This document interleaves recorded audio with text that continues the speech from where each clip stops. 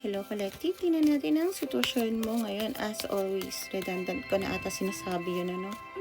So, give me 3 cards para sa akin, collective. Bakit bang minsan... okay. Bis naman ng 3 cards mo, me. Okay. So, yeah, might be resonate ka dun sa isa na English na reading. So, pero this time, parang hindi naman ako nauutal magsabi. Not because it's not an English reading, but because siguro this time, you already move out. Okay? Because this one is your overall energy. You already changed your location. Remember, this is a timeless reading. So, yeah. And you already cut off some people around in your life. So, see, cut off. And sunod-sunod is really talaga nakaka-pressure na makita yung mga ganitong tao. And now you're feeling na kung nasaan ka man ngayon, you're feeling like nasa vacation ako, finally parang naka-escape ako. Ito na yung hideaway ko, naka-escape ako sa mga tao. And this time you're following what you really want, yung mga bagay na gusto mong makuha, okay? Na hindi ka hinahayaan ng mga tao sa paligid mo noon before. Okay. So, tingnan naman natin ang iba pang nangyayari sa buhay mo, okay? Tarot and Jesus give me 3 cards kung ano pang ibang nangyayari sa buhay ng aking collective. So, yep. Okay. Lumilipad siya. So, lumilipad ka, collective char. Joke lang. Okay. Wow. Give me last card para sa aking collective. Wow. Okay. 3 major arcanas para sa 4 na cards and your overall energy. Ginagawa mo lahat ng bagay na magpapasaya sa'yo at yung mga bagay na parang tingin mo, ito yung opportunity mo. You're seizing the moment, my collective. Aquarius might be resonate, Libra might be resonate, okay? So, you're making a risky behavior towards something that you want to make a justice, okay? Parang may ini-spyan ka na tao, or may tao nag-i-spy sa'yo. Ramdam ko rin to na kung may tao na nakit sa'yo before na nag-i-spy sa'yo, or meron din tao na pics around, pics, no? So, baka marami peke around ng life mo, malalaman mo kung sino yon. Or if ikaw to na sabihin natin before na may nasaktan kang tao, yun din nararamdaman ko. Take it as a resonate kasi ito ay collective reading. Hindi naman ako ganito mag-reading before. Minsan sure talaga ako. Pero this time, dahil siguro maraming nanonood nito, nakikita ko na ini-ispayan mo yung taong nasaktan mo before at you are making a way para magkaroon ng justice between both of you, okay? If ikaw yung nasaktan, etong taong to, makakarma siya, okay? Sinasaktan niya yung sarili niya kung pinipeki ka niya. And, ang langit, guys, hindi siya bulag. Hindi bulag ang Panginoon natin.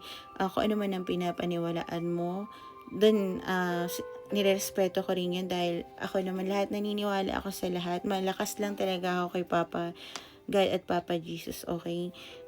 Talagang yun yung pinaka-main ko, pero sa lahat naniniwala ko. Number 11, number 20, it might be resonate. So, yun lang, binibigyan ka ng hustisya. Sabi ko nga, kung ikaw yung nagsasorry towards this taon to, yes, magkakaroon kayo ng justice pareho.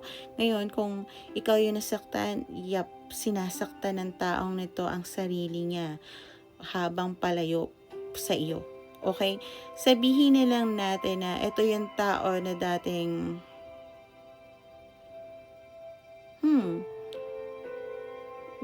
lagi nandyan nung hindi mo pa nakikita yung mga bagay na sabihin bulag ka. Okay? Parang if about to sa love, parang alam mo nang niloloko ka. So, kapit na kapit ka. Hindi hinahabol mo. Pero ngayon, dahil alam mo na yung mga BS niya, siya na yung lumalayo sa'yo, okay? Siya na yung lumalayo sa'yo dahil parang alam mo na hindi ka na niya maloko. So, ang ginagawa niya, is, sasaktan niya yung sarili niya kasi sabihin na natin niloko ka ng taong to, but alam niya sa sarili niyang may mali siya. Okay? Pero hindi niya aaminin yun. Kaya sarili niya yung binabaon niya rin. Habang hawak niya na mabigat tong mga to, sarili niya ang sinusugatan niya. If ikaw naman to, you're trying to look back with this person nga na ginawan mo ng mali and you want to make a justice. And kung ano man ang ginagawa, ang judgment, kung gumawa ka ng tama, huwag kang matakot. Of course, karma. Pero hindi ko sinabi na yung gumawa ng tama is magpasan ng problema ng iba. It's a bad karma. Kasi tinuturuan mo maging peki yung taong yun. Tinuturuan mo siya maging tamad. Walang alam sa buhay. So, parang gusto mo maging, baka resonated din sa'yo, parang gusto mo maging, ako yung hero, para andyan lagi yun. Ako nandito, para malaman ako yung lagi para sa kanya. Ay, good luck sa'yo. Kala mo, good karma yun? It will be a bad karma. Kasi gusto mo maging codependency sa yung tao, wala siyang matututunan doon, okay? So, ano lang yun. Wala naman yung sarili. Pero baka kailangan mo din yun. Kasi baka iniisip mo before, yung mga tao na iniwan mo noon is magkakaroon ka ng karma. No, tinuturuan mo na silang tumayo sa sarili nilang paa. Kung noon, ikaw yung lagi nagbibigay, ikaw yung breadwinner, hindi naman ikaw yung sobrang magbigay.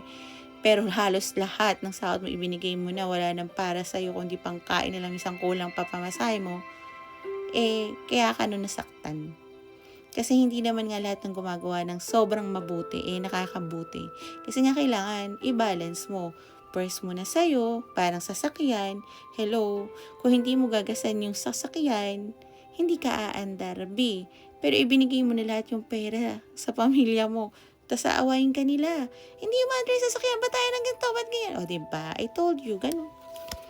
So, tingnan naman natin ang payo ng guides mo kasi ang kulit ko. Okay. Bigyan mo kayo 3 cards. Tarot Angels. Ang payo ng guides. Pasensya na po, nanguno po ako eh.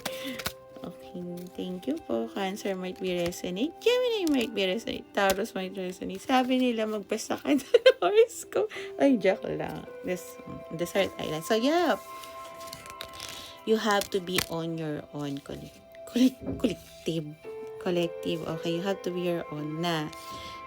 Put a lot of emotional within yourself, hindi lang sa ibang mga tao.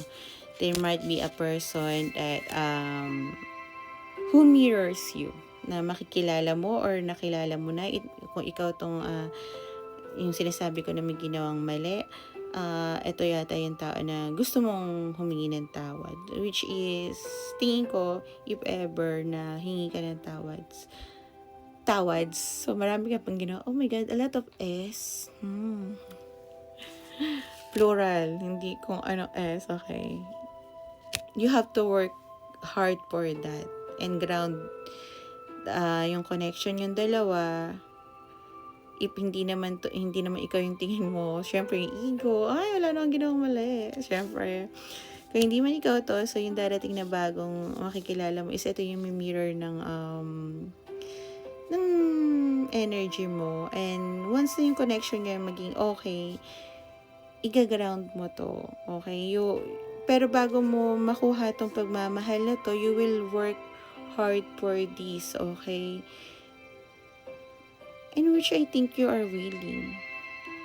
Mapapagod ka, but you are willing na i-carry yung relasyon na to dahil nga nagmi-mirror kayo. Ibig sabihin, both of you are willing to sacrifice. So, kung if ever, yun yung binibigay ng guides mo sa'yo.